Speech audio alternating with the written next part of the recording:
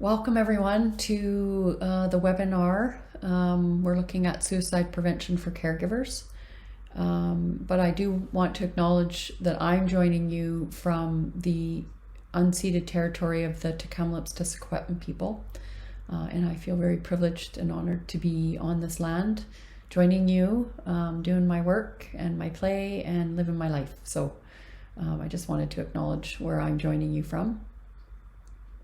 Today's webinar focuses on suicide prevention with a particular emphasis on how it impacts caregivers, families, and communities.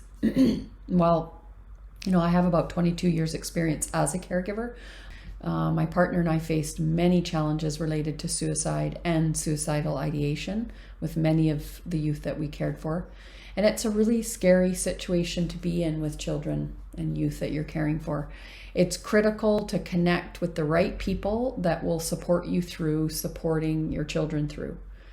And we recognize that caregivers are often, on the front lines, whether it's in a formal role or as extended family, and may be asked to be a care member or a leader in the various stages of potential despair, depression and recovery and maybe management.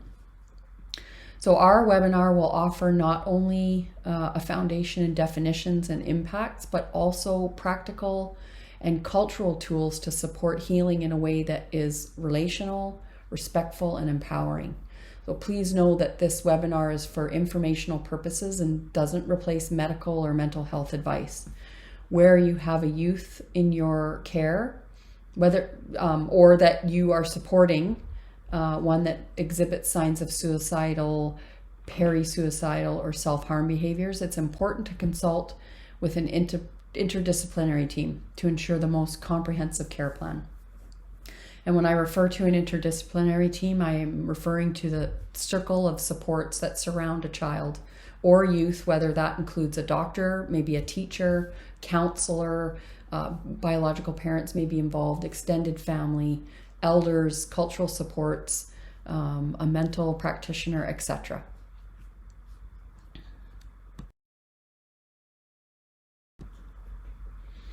So, our work is grounded in cultural safety, trauma-informed practice, and restoring Indigenous ways of knowing and being. This webinar reflects that commitment. It's not just about recognizing or identifying harm. It's about finding paths to healing that are culturally and spiritually relevant to the people we serve. Further, Indigenous Caregivers of BC is committed to supporting the caregivers, the families, and communities who care for our children. In this breath, we hold you up and make ourselves available to you.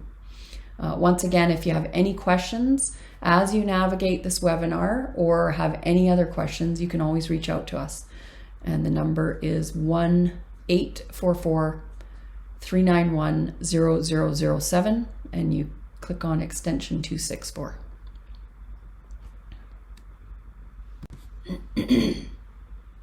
So, what is the purpose of today's webinar? So, we'll begin by examining the broader context of suicide in Indigenous communities. Then we'll cover how to identify and respond to suicide risk.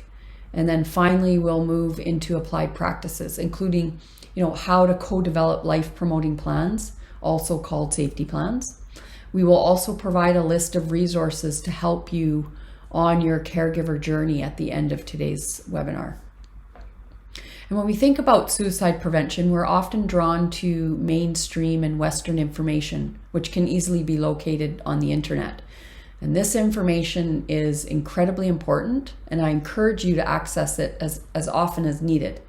What I also encourage you to do is make sure that we're not losing sight of the cultural context, the cultural resources, and the cultural strength that exists in order to support children and youth experiencing suicidal ideation and behaviors. We live in a beautiful world where often, we have a foot in two different worlds.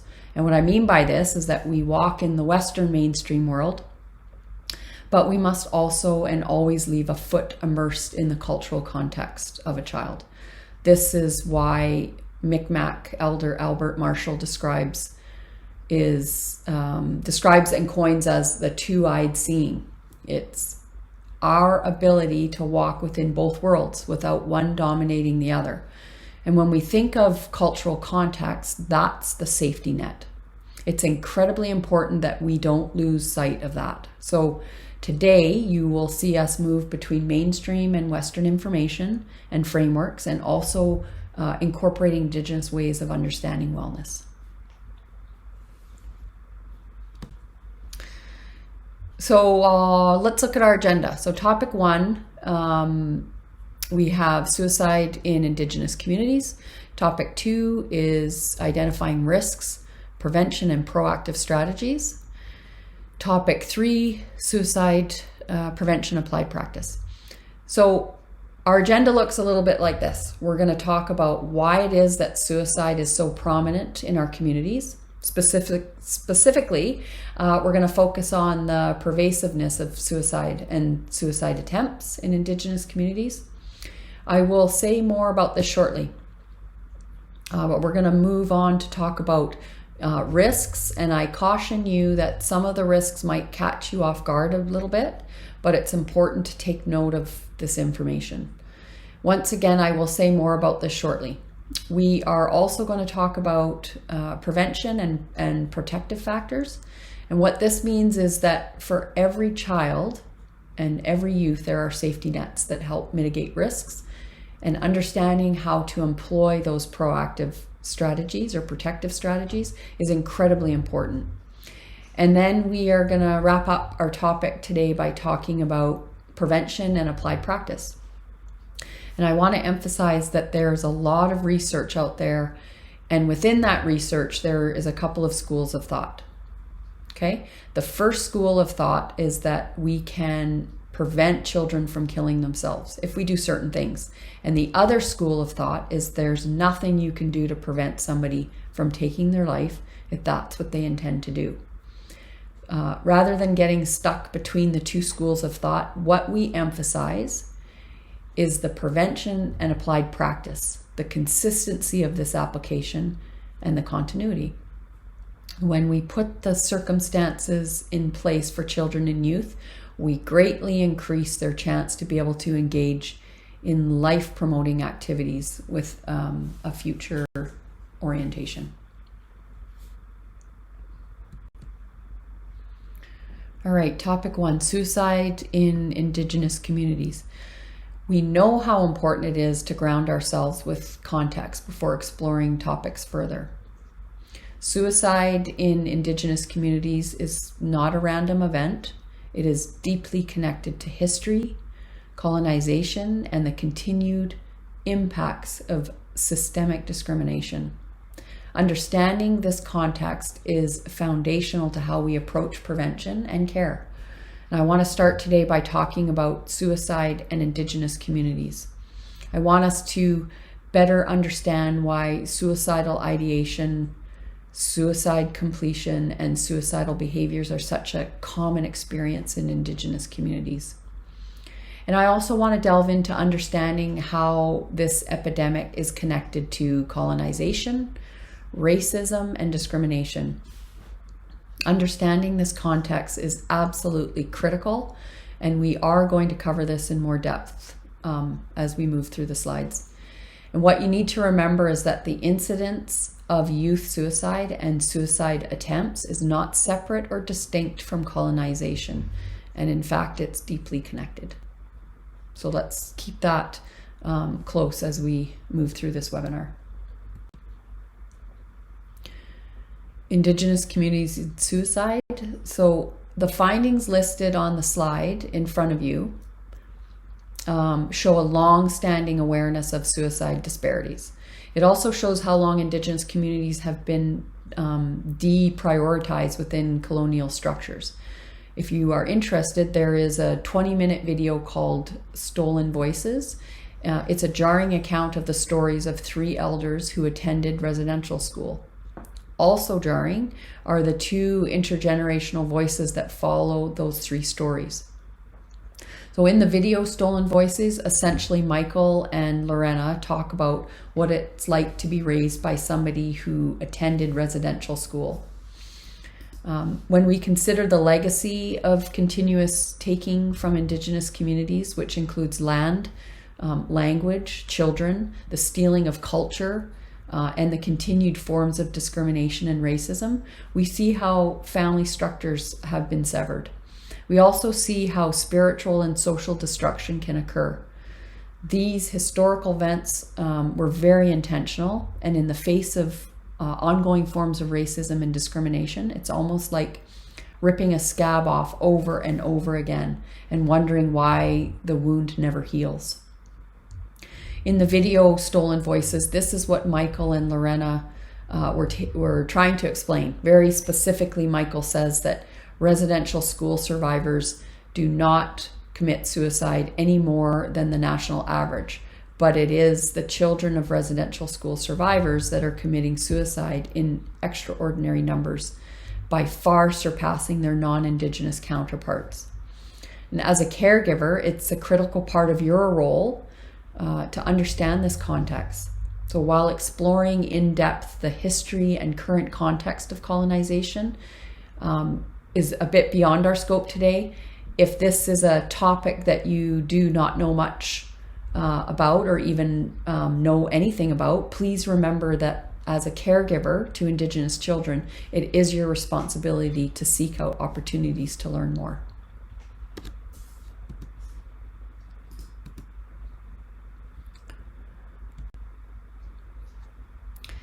There's nothing inherently wrong with Indigenous peoples. Our system is forced to look at where we have participated in the destruction of Indigenous families and how the current systems perpetuate the harms. And when we look at the disproportionate number of Indigenous children in care, we continue to see the fracture and the severs in Indigenous families, where children are taken by force and left by the system feeling abandoned, disconnected from their culture, and with no cultural safety nets in order to support a future orientation. When you look at the numbers and you look at the statistics, it is absolutely no surprise that Indigenous youth suicides represent the greatest number of suicide attempts and suicide completions. This is jarring information, and it's hard to hear, but it's absolutely critical that we talk about it.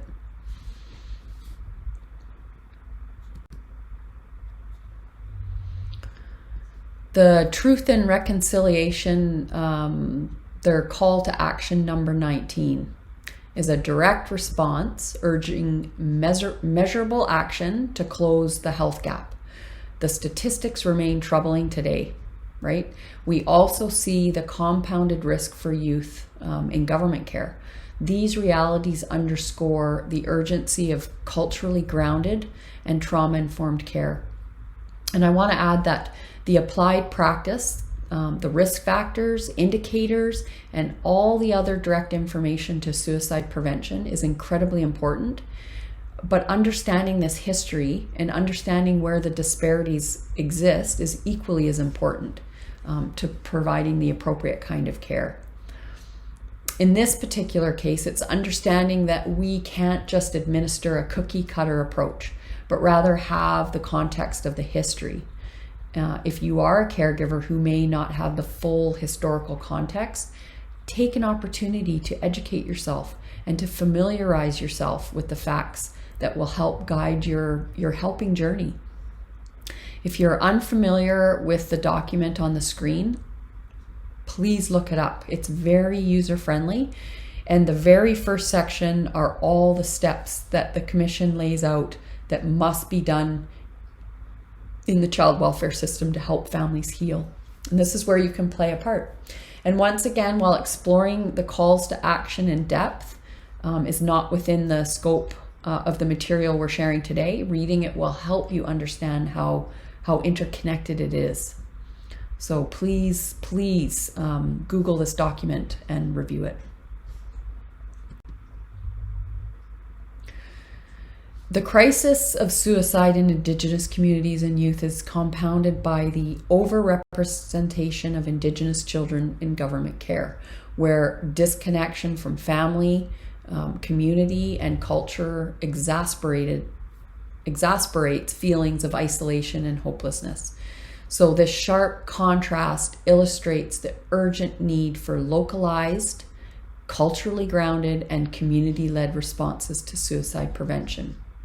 As I indicated before, the over-representation of Indigenous children in government care is one of the leading contributors to the crisis we have on our hands. And it's not just about suicide prevention, it's about fostering circumstances. It's about life conditions that create a place not only where children survive, but children also thrive. And without this lens, all we are doing as caregivers is implementing a practice and hope that something sticks. But I think we can do better, for sure. And I want to take an opportunity to set ourselves up for a video that we're gonna watch. The upcoming video is of a small nation in Ontario with some very disturbing information. And I want you to care for yourselves as you listen to the upcoming story and know that it is in the spirit of continuing to establish our common foundation for understanding.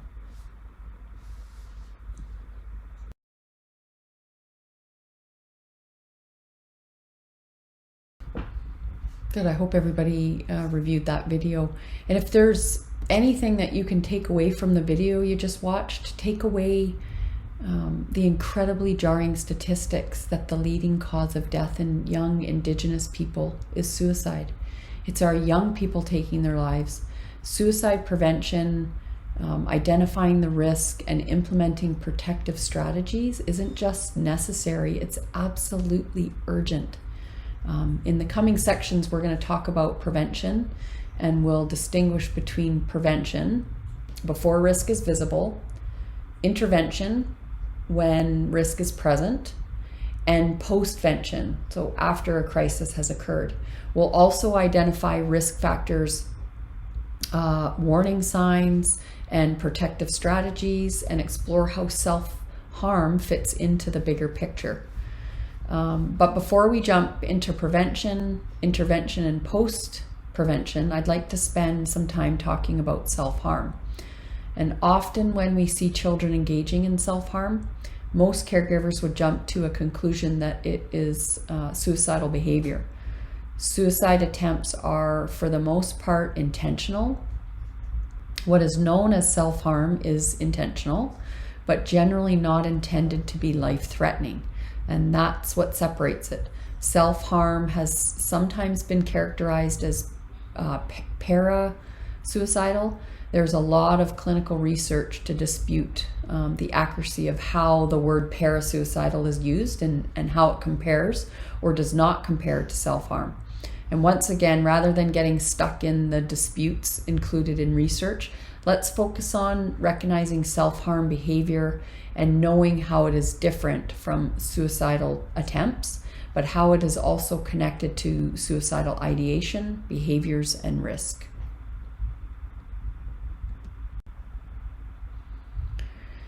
It's important to understand that self-harm is not necessarily a suicide attempt, but it can escalate into one.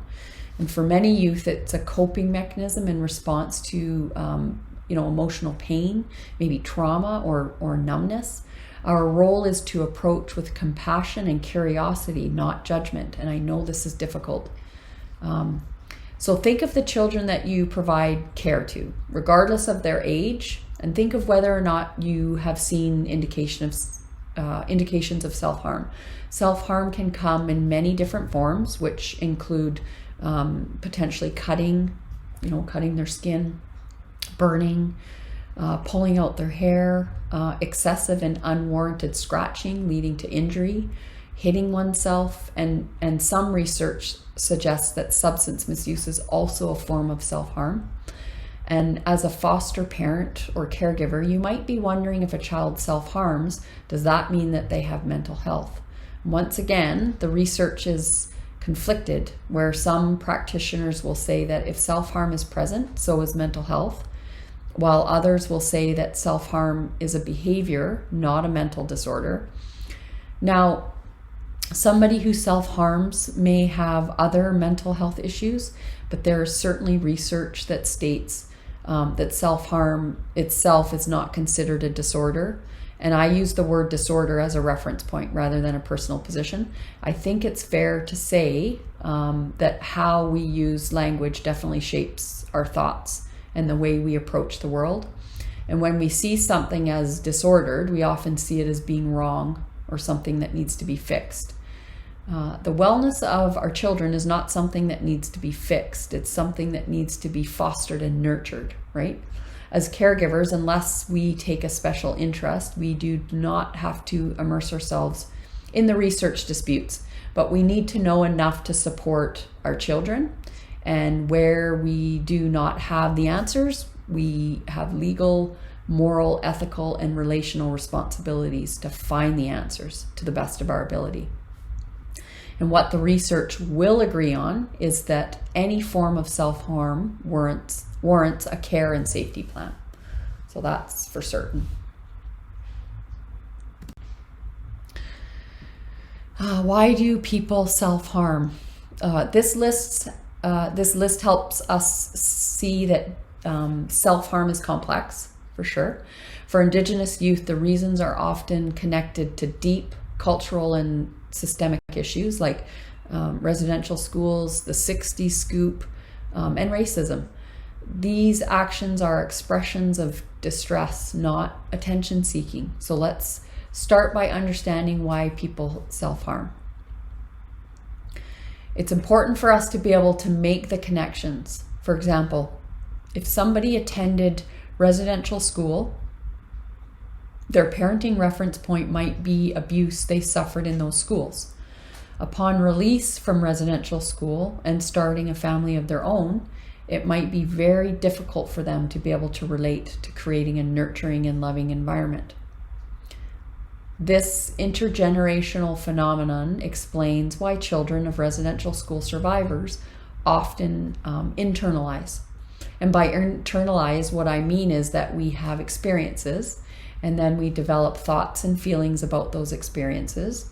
And then we embed that as core truth within ourselves, which further perpetuates sometimes very negative and harmful self-dialogue.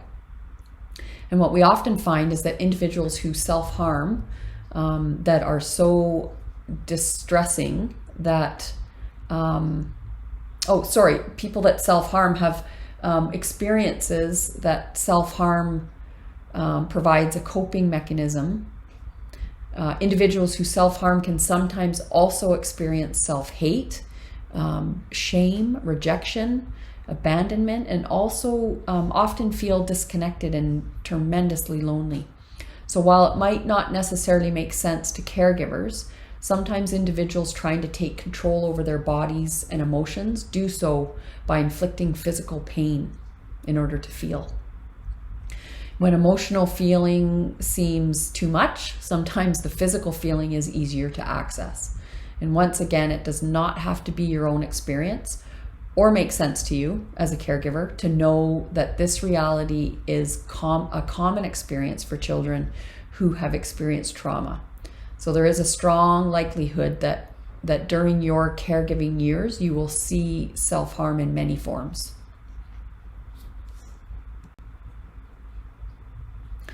And for a lot of youth and children, if you ask them why they are self-harming, many might not be able to articulate what it is that they're experiencing. But if an Indigenous child safety net is culture and language and identity, and that is ripped out from underneath them, they do not necessarily have to be able to articulate the grief they are going through in order for caregivers to see that loss and know that it could be, and most likely is connected to the behaviors of self-harm. So think of Indigenous children and youth. Think of their experiences of racism, discrimination, the perpetual and continual exposures to demeaning messages about oneself can absolutely impede the pride that somebody has in their own identity and can also contribute to forms of self-harm. This is only one example. However, being inquisitive, and curious allows a caregiver to make bigger connections that will also offer greater options for healing for the children that they're caring for. So I think always approach situations from a learning perspective, from a curious perspective. All right, so understanding self-harming behaviors. And what we want to understand from these last few slides is that self-harm is a coping mechanism. These are not children and youth who think it's funny to be in pain and to experience grief that they can't explain or feel as though they can't carry. Many children and youth who engage in self-harm and have visible scars from that self-harm will often try to hide the evidence. And I think responding in a way where we are trying to feel and see the world through somebody else's eyes is absolutely critical. This is the empathetic response. And as a caregiver and a foster parent, know that a child may not open up and begin talking about some of the behaviors that they're engaging in. Trust is not something that's built in a night. And often we have to consistently demonstrate competent and caring behavior in order for a child to believe that they can trust us enough to talk about something that perhaps they don't fully understand themselves. So sometimes that never comes, which is why we are offering this short webinar to try and give you information on how to seek or how to see the risk, the signs and indicators, whether the child or youth opens up to you or not. How you respond could greatly impact the individual opening up to you again and doing so for the first time.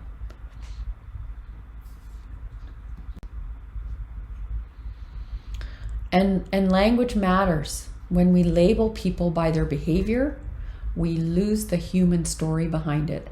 Our job is to look beyond the action, to understand the need. Self-harm can lead to suicide, especially when it no longer helps the person cope, and that's why assessment is critical. So in summary, self-harm is not suicidal behavior, but it can be a moving target and can evolve, right? We want to ensure that as caregivers, when we see indications of self-harm, that we take that as seriously as we can, or as seriously as we would a suicide attempt. This is, after all, part of the prevention application, right? Know that you're not on your own to do this work. You have access to your resource worker. You have access to the child's circle. Perhaps you already have relationships with teachers and a family doctor. Leverage these relationships. Leverage the expertise they bring, and leverage the concern and love that they also have for the child. And where it's available, absolutely call on the nation and their knowledge keepers and elders to continue the wellness of the child. And most nations have positions, whether they are outreach workers, health and wellness liaisons, maybe youth workers, amongst a number of other positions that are intended to support their children and their people. So these positions within the nation are designed to know how to respond to their people. So it's important for foster parents and caregivers to trust the positions to do the work. I know that not every child is connected to a specific nation. However, look for cultural resources where available.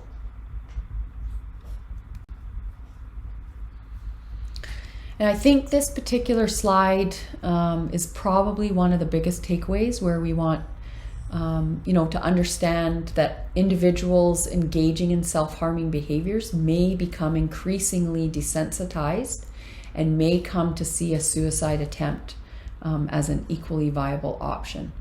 Caregivers, parents often think that asking a child or youth if they are thinking about killing themselves will encourage the child to begin thinking about it if they weren't already.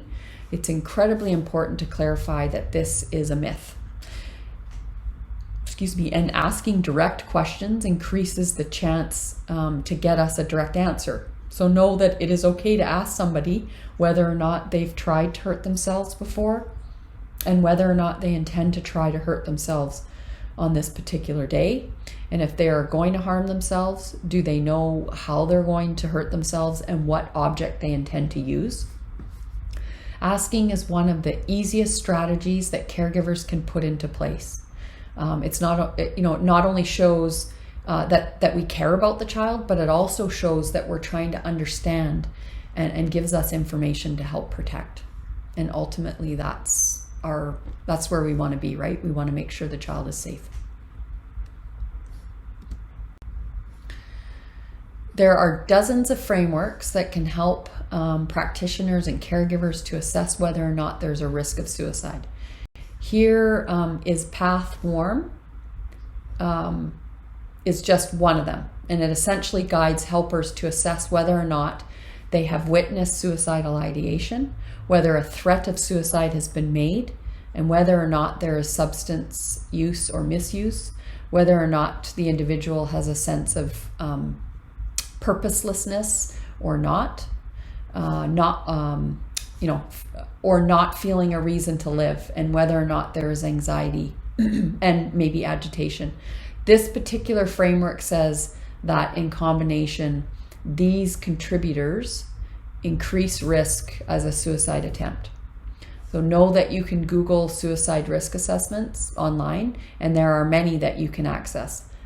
Sad person is also one, where essentially it says if you have a male younger than age 19 or older than age 45 who is depressed, has had a previous suicide attempt, has engaged in excess alcohol or substance use, is not thinking rationally, is separated or single, has discussed a plan for suicide, and has no, social supports, as well as suffering from illness, the risk of suicide is increased tremendously. So there are a number of these frameworks that you can use. And remember that sometimes consulting a mental health professional can assist with making sure that, we're using relevant and current tools. We are introducing just one so that you can be assured that there are tools that can guide you through.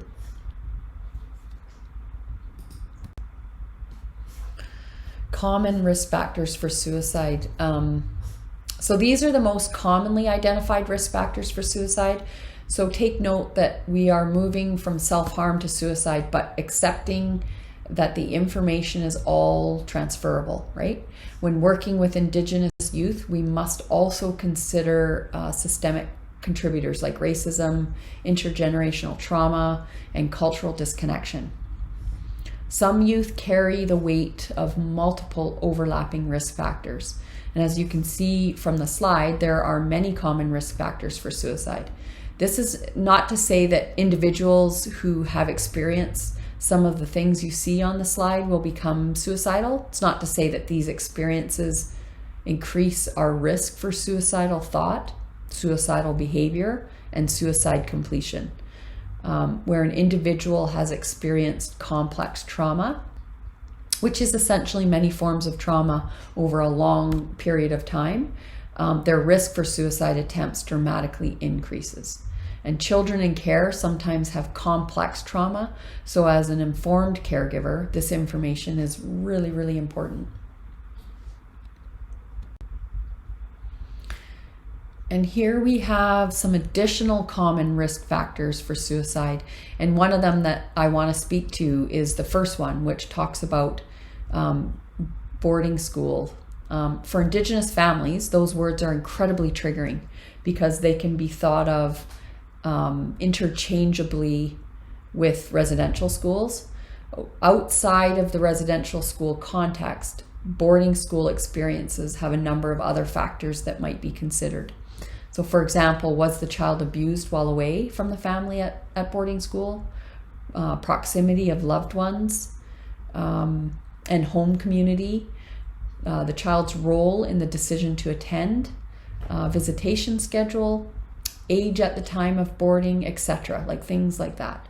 If you are wondering why these factors do not apply to assessing residential schools, it's because residential schools were designed to kill the Indian in the child. and the deliberate violence to assimilate does not require other factors to assess trauma. Like every other professional development opportunity, it's important to understand what is your reading and to ensure that you have it in its complete context.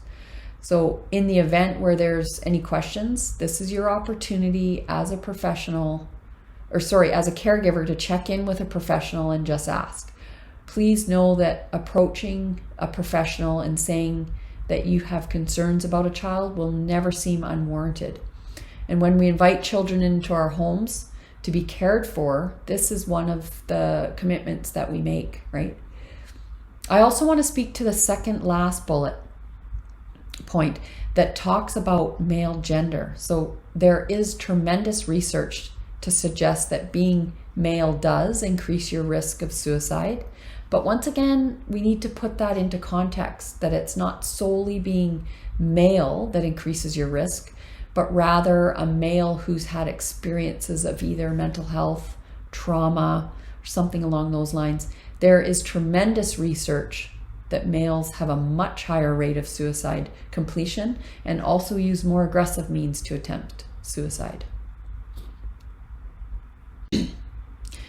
This particular slide essentially tries to provide a visual to reinforce that self-harm may not be suicidal thought or behaviors, but that it could become suicide. As a caregiver and a foster parent, I think that it's crucial that we not make assessments of attempted suicide and unintentional suicide on our own, but that we do that in collaboration with medical and mental health professional teams. Sadly, what we come to see is that suicidal ideation, behaviors, and suicidal completions are not uncommon with children who've been in foster care. And while they're not uncommon, it can be very difficult to see. So our job as caregivers, navigating this very complex and scary topic, can be very confusing. So use the professionals around you to help. Let's keep building our foundation and focus on warning signs. Before I change the slides, think for a moment, what are some signs you perhaps have already seen or guess you might see in a child or youth contemplating suicide? And I want to give you an opportunity to think of a few. So I'll give you about 5 seconds.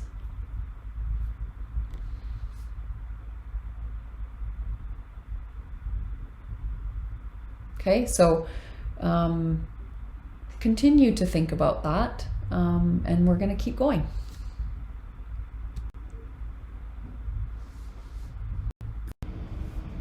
All right, looking at warning signs. So sometimes as caregivers, we will think it's easy to spot risks of suicidal ideation by looking for signs of depression in children.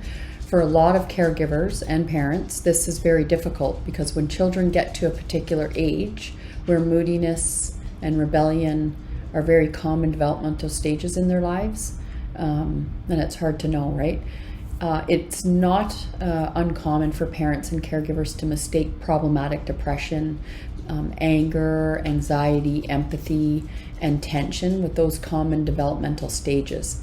And it's easy to think they're just being a moody teenager.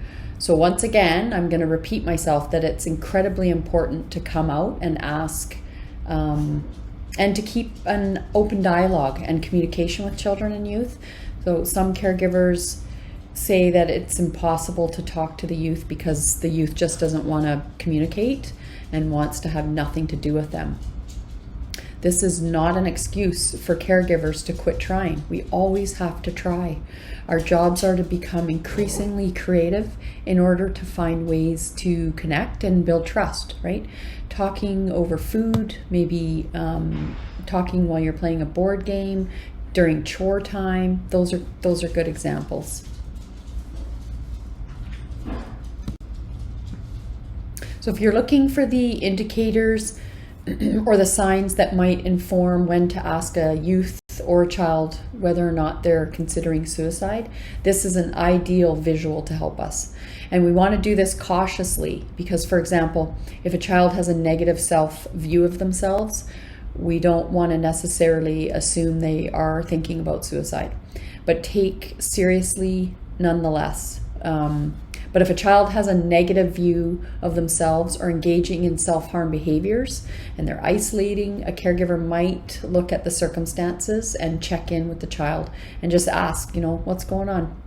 It's okay for a caregiver to say, I have noticed some things and I feel worried, and because I care about you, I want to ask whether or not you're having thoughts of harming yourself. And if the child or youth says no, that's not a reason to stop thinking about it. As a caregiver, you've done a great step by letting the child know that you care and that you're available. Really important.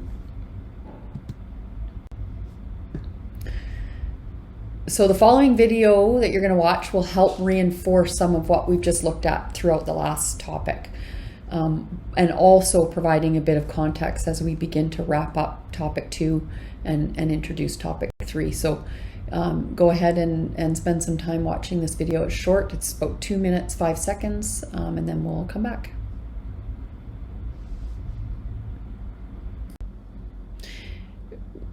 So what we learned in just those couple of minutes watching that video is that if we believe that somebody else is going to address the issue, we might actually be creating a gap that a child could fall through. We don't need people sweeping in order to do the work. We have people in place, and they often come in the form of the caregivers and foster parents, the circles of safety that surround a child, caring helpers in the child's life. And all of these will include individuals from within the child's nation, right? If a child is not land-based and does not have a specific nation that they're a member of, this is not a reason to think that those cultural options are not available or less important. There are cultural resources, Native friendship centers, elders, and even Indigenous liaisons in most medical environments now where a child can be connected to cultural resources. Remember, culture is the safety net. So when we think of prevention, think of everything that promotes hope. What does that look like? What is it that a child needs to create a future orientation?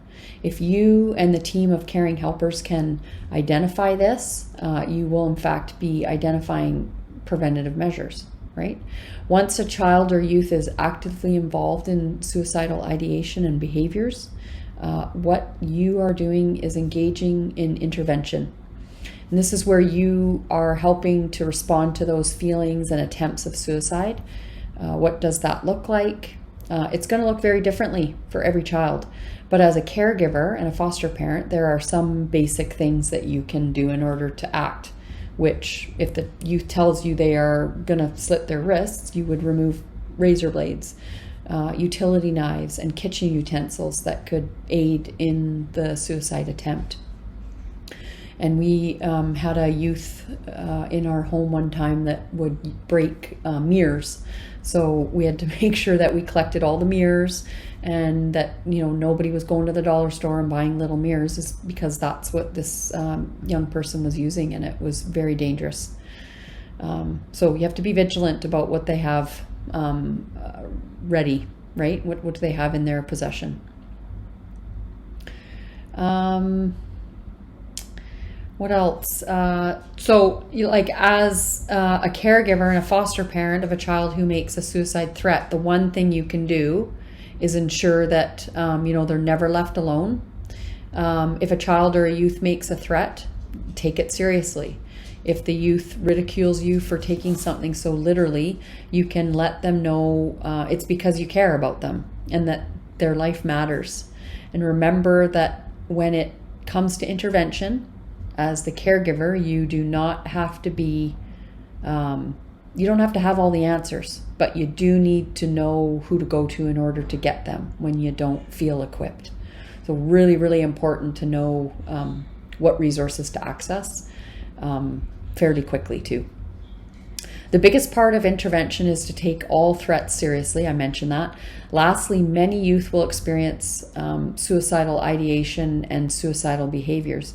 But postvention is the belief and the philosophy that healing is possible. But we have to remain consistent, we have to be intentional, and create circumstances and conditions that foster and promote hope, right? Self-regard, self-love, self-confidence, and create conditions that will overall reduce risk of future attempts. So sometimes this comes in the form of counseling, or comes in the form of, peer support, maybe education. But just remember that every child's circumstance will be different, and you have the responsibility and the honor of exploring as many options as possible. And what we want to ensure is that the caregivers don't think, this is over, and forget about the postvention pieces, because they are equally as important as as the intervention, right? All right, so protective factors, where do we start? With all the information we've covered in a very short period of time today, where do we actually start when it comes to protective factors and preventative measures? First and foremost, start with the cultural wisdom that already exists. Yes, Western and mainstream approaches and frameworks have demonstrated success at times, but in Indigenous communities, that cannot be done without the cultural foundation. So I want to demonstrate this a little bit by introducing you to a speaker who helps us understand how communities got to where they are and where it is that they have to start with our understanding when it comes to rebuilding. So as a caregiver, you don't need to appropriate the work, but having the understanding will go a long way. So let's watch this.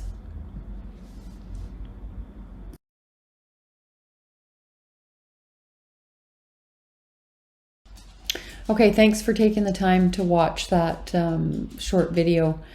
Here we're looking at promising approaches in suicide prevention in Indigenous communities, our activities that talks about strengthening cultural identity, identify and promote existing and traditional sources of strength, incorporate traditional healing methods, Indigenous jurisdiction over their own communities. Hope and healing grow when youth are grounded in culture and community, and programs that foster self-agency, use traditional healing, and strengthen cultural identity have been shown to reduce suicide rates. It's not a one-size-fits-all. It must be community-led and culturally anchored.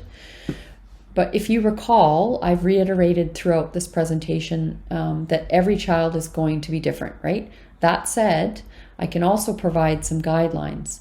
When you're looking for best practices that will support a child or youth experiencing suicidal ideation or behaviors, you're going to want to ensure that you are fostering an environment where cultural identity is centered.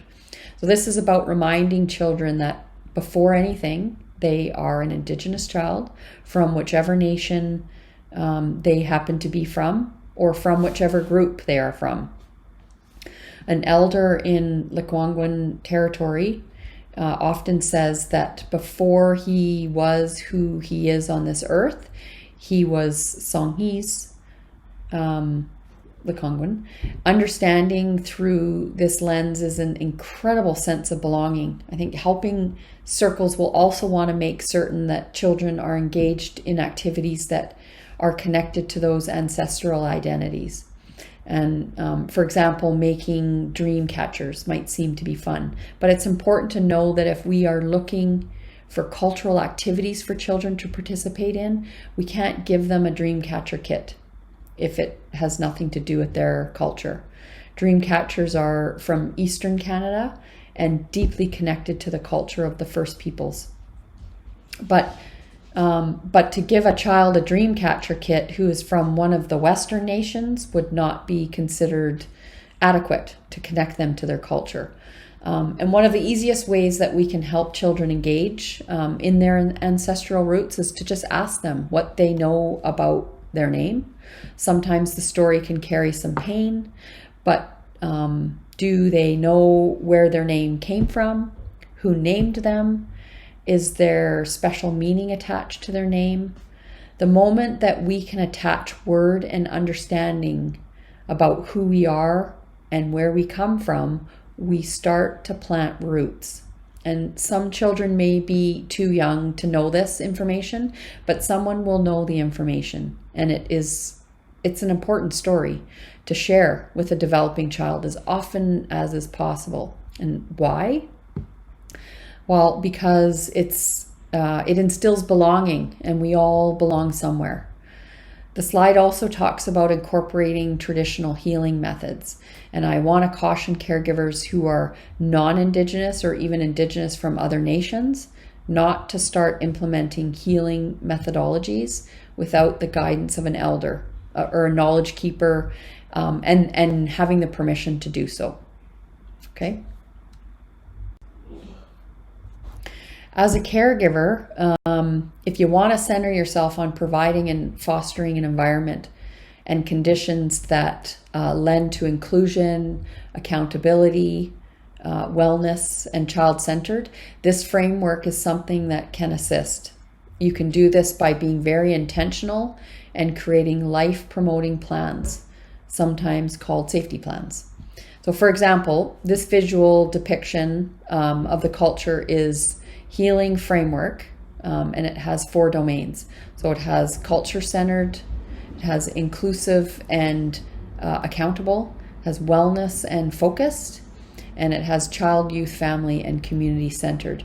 So culture is healing is an Indigenous child and youth mental wellness framework developed by the BC Indigenous Child and Family Services directors and practitioners in response to the mental health crisis facing Indigenous children, families, and communities. The framework guides caregivers to ask, how am I showing up in a good way to work with and for Indigenous children, youth, families, and communities? Culture is a healing approach to mental wellness and is relational, holistic, and focuses on the wellness of the person as well as the wellness of their relationship with family, community, culture, and land as they are intrinsically woven together. Culture is the foundation of wellness, and we have to recognize that all interventions should begin from a cultural perspective and emerge from it. Practice changes, strategies that are intended to guide practitioners in taking this new shared approach that will better support Indigenous children, youth, and families through engaging in innovative practice that is grounded in culture is healing. The 4 guiding principles of being culture-centered, inclusive, and accountable, wellness-focused, child and family, youth, and community-centered can be viewed as a set of protocols for how to show up in a good way when providing mental wellness services to Indigenous children, youth, families, and communities.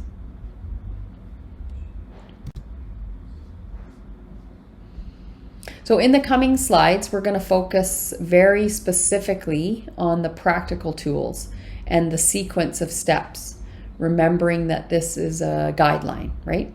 What we come to see is that recognizing risk is a first step, but knowing how to respond is equally critical. Applying a practice that is going to support a child or youth is what is critical, and we want to provide you some steps. So here we go. Let's look at some of these steps.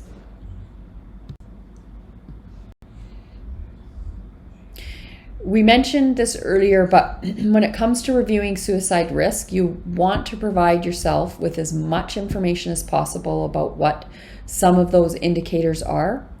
And as soon as you see any indicators, having a direct conversation about suicidal ideation. If someone indicates that they are not suicidal, remember that this is not a reason to disregard what you have seen or heard. We carry on, we move forward. If the individual says yes, that they are thinking about suicide, asking some follow-up questions is going to be really important in order to assess the immediate danger, to build an understanding, right? It would be at this time that you not leave the individual alone, and that you ensure that if there are objects that they could use to harm themselves in the vicinity available to them, that those are removed.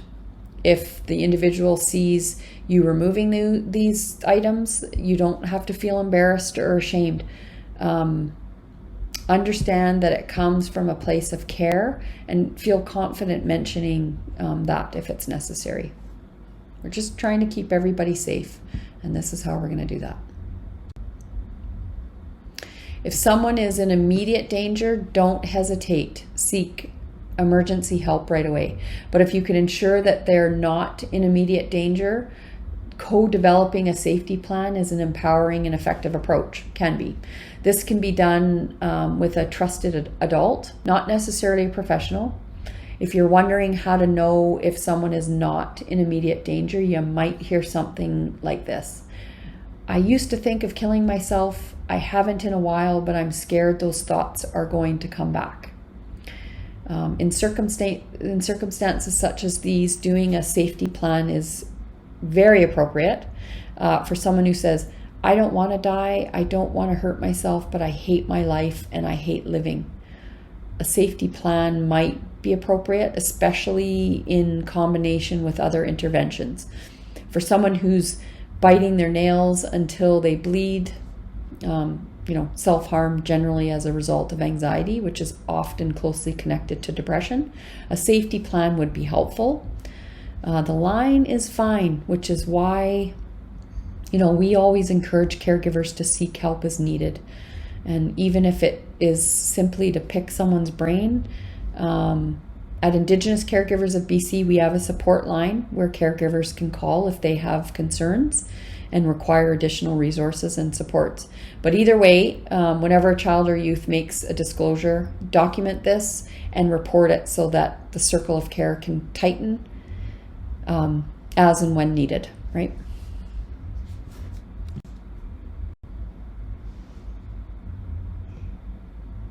Safety plans are best developed outside of crisis moments. I think this is true. They help someone organize their thoughts, plan ahead, and access resources when, feeling overwhelmed. It's like building a bridge before the storm. The good news is also that you don't need a master's of social work to work with a youth and identify things that might be helpful in a safety plan. For some children and youth, seeing a chart such as this one might help them organize thoughts, and for others it may feel unrelatable. But don't give up. Use magazine collages, drawings, etc. to find or to build sort of a life-promoting safety plan that works for the individual. And for some youth, simply talking out what they could do when they feel as though a suicidal attempt is imminent, that might be enough, right?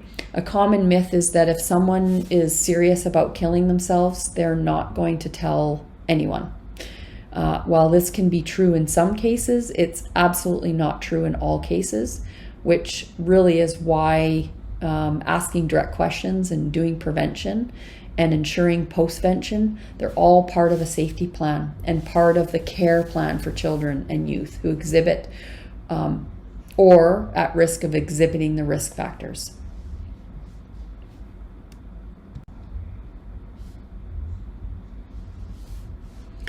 When doing a safety or life promoting planning, we focus on what the person can do, what has helped them before, and what support is available. So by centering strengths, the plan becomes empowering. It also gives caregivers and supporters a clear, actionable roadmap.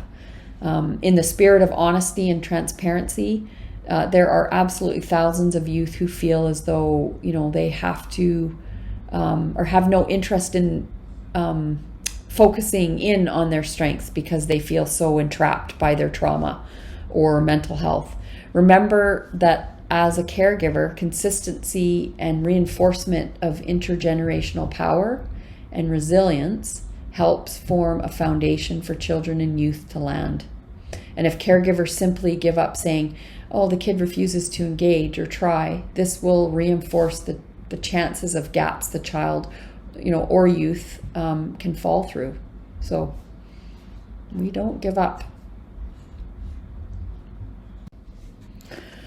Lastly, I want to add to keep the plan accessible and review it often. If the youth is having a good week, this actually could be an opportunity or an opportune time to ask, do you find that a plan has helped this week? Or even ask, do you find the plan kind of sits and you don't think about it? Should we change anything? Plans such as these should be kind of like a living document. If something in the plan stops working, update it and do it together.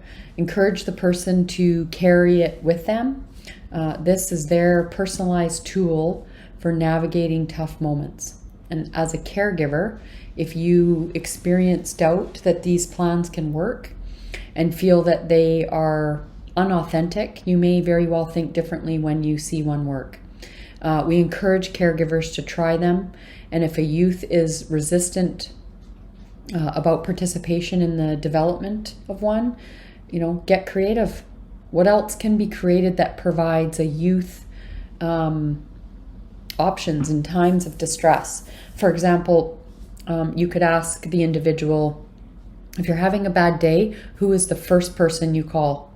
They might mention a friend and honor this.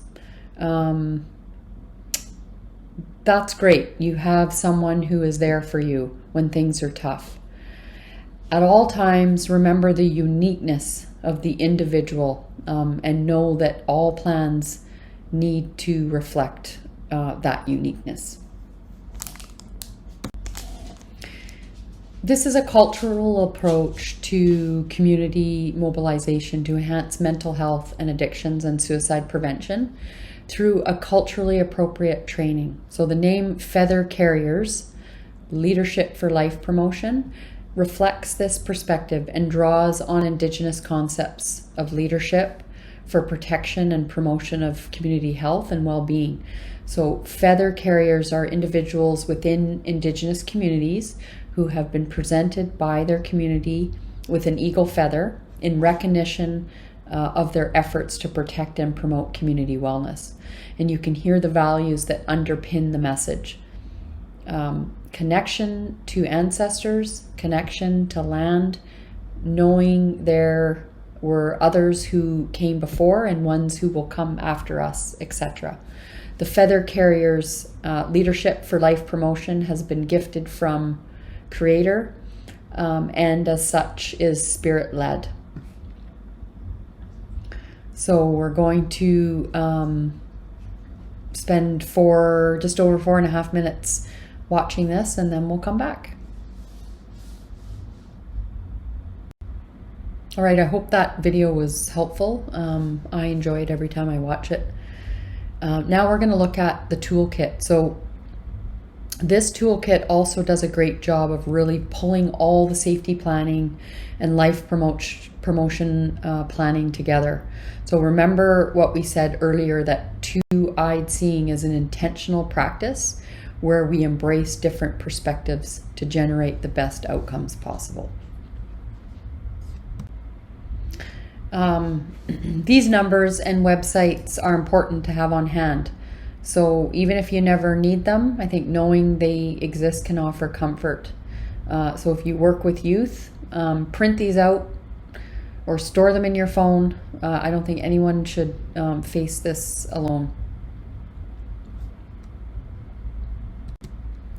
And then here's some additional resources and the helpline. Yep, suicide crisis is 1-800 784-2433, and then you've got some mental health, 24-hour mental health line, and of course 911 is a medical emergency. If you're ever in a situation where it's scary and beyond your sort of capacity, then you're calling 911.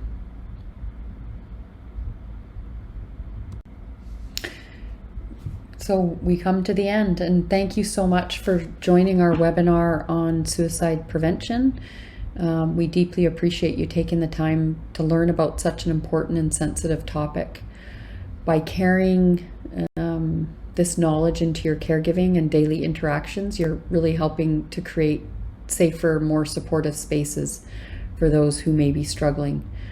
We hope the information shared was helpful and that it strengthens both your confidence and compassion in the important role you play. So thanks again. Take care.